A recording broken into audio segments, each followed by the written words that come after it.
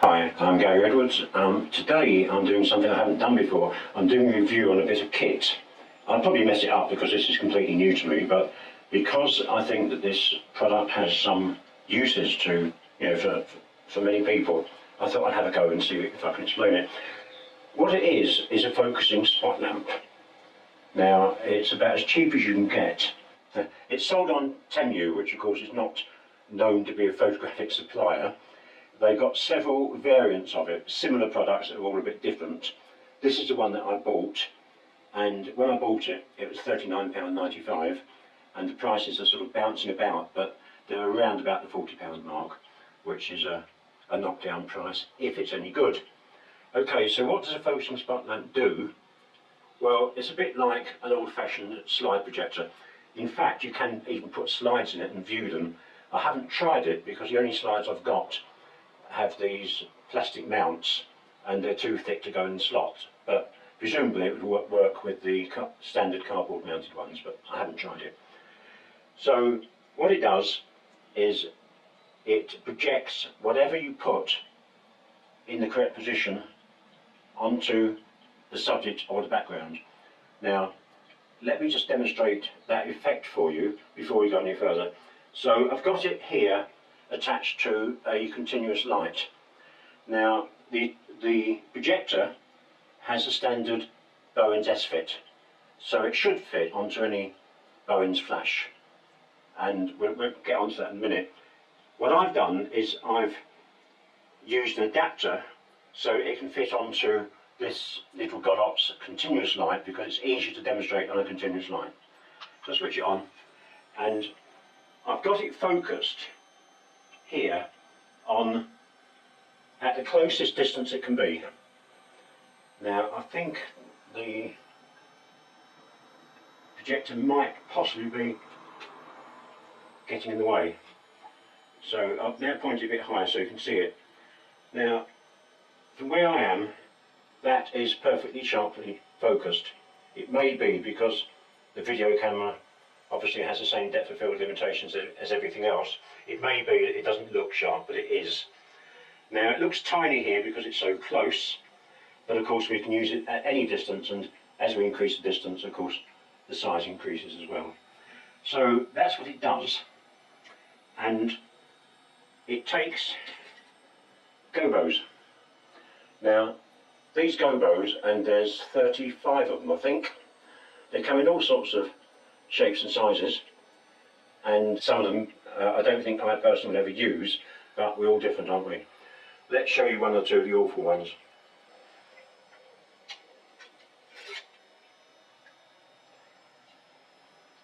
Well, we've got this one, and we've got this one.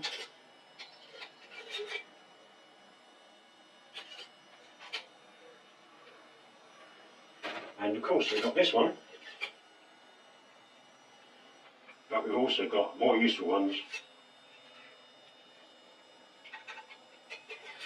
such as this, which would be great if you want to highlight a small part of the subject, and of course you can rotate the thing quite a long way to get different effects. You can do this of course with all of them.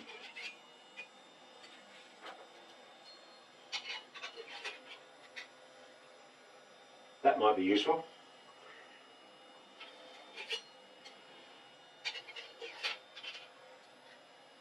And so like this. When I used to do room set photography, beds, furniture, that sort of thing, I frequently used one of these windows to light a blank wall just to show sunlight streaming in through a window.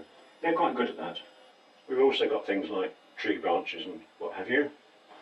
And we've also got these, which are sort of sliding shutters. They're basically, there's a couple of them, and basically we can sort of change the shape of whatever image. You can put it in with another gobo to get different effects.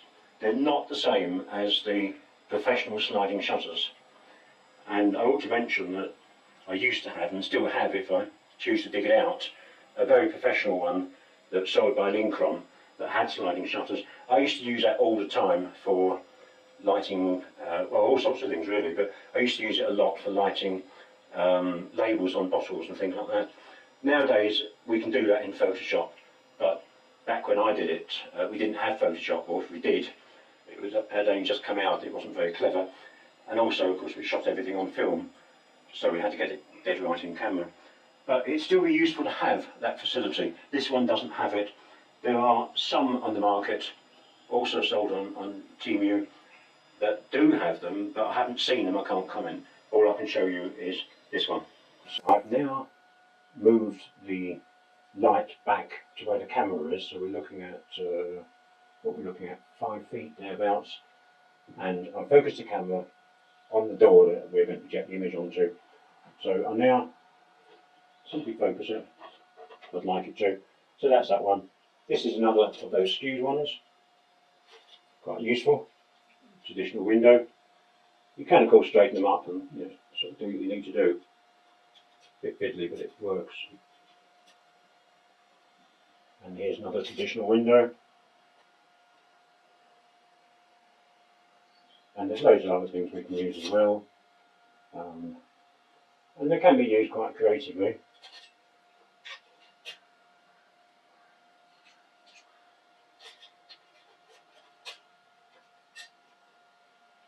And of course, if you want to, and you can just experiment with this, you can fit more than one at a time.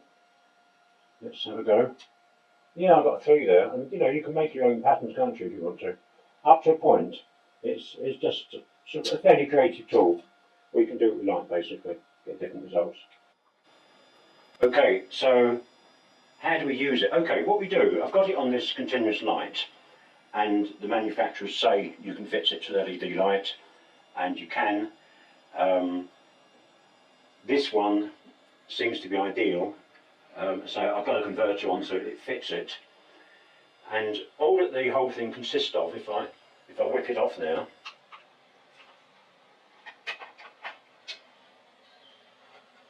this is it. If you want to, we can remove this bit, which is just a threaded bit that extends it. This bit comes unstuck as well, here, yeah.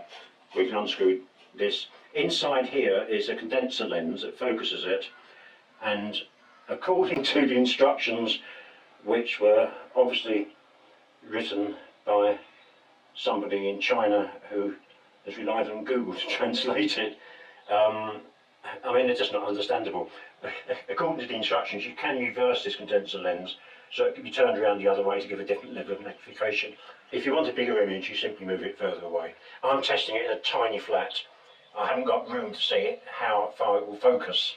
I might be able to move it 50 metres away for all I know, and it might still work. But because of the way inverse square law works, it makes sense to have it as close to the subject as we possibly can.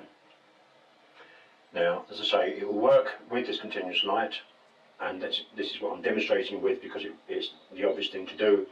It will also work with the flash head within limitations. Now, let me explain that to you. This is my trusty Smart Flash 3 flash head. It's very typical. It's not very new, doesn't matter. And it's very typical of this type of flash head. I'll turn it around here.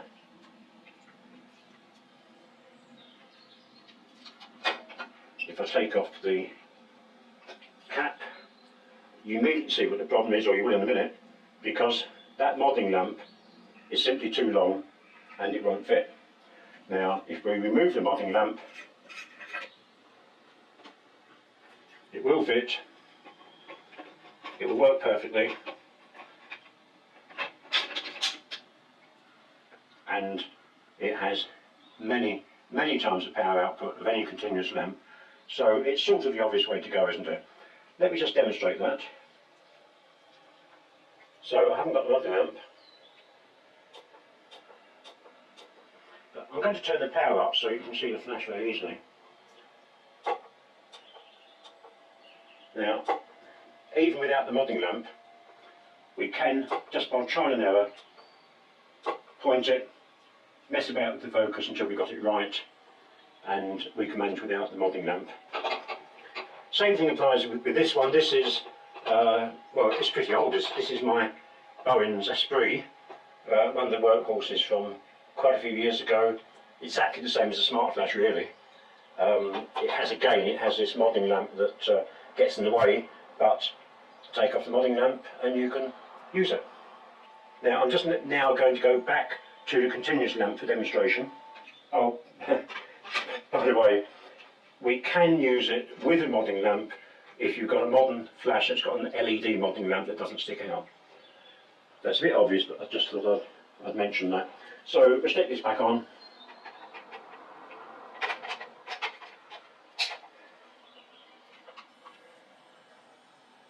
So there we are again.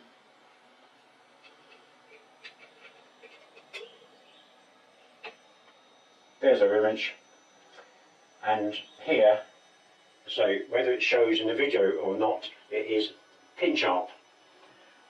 And you might think, you know what, if I'm using this on a flash head without a modelling lamp, I'm going to struggle to get it pin sharp.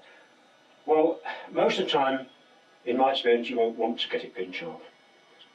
If you're photographing a subject such as this, which is genuine home-baked, well, okay, genuine Asda, because I can't cook so I have to buy things.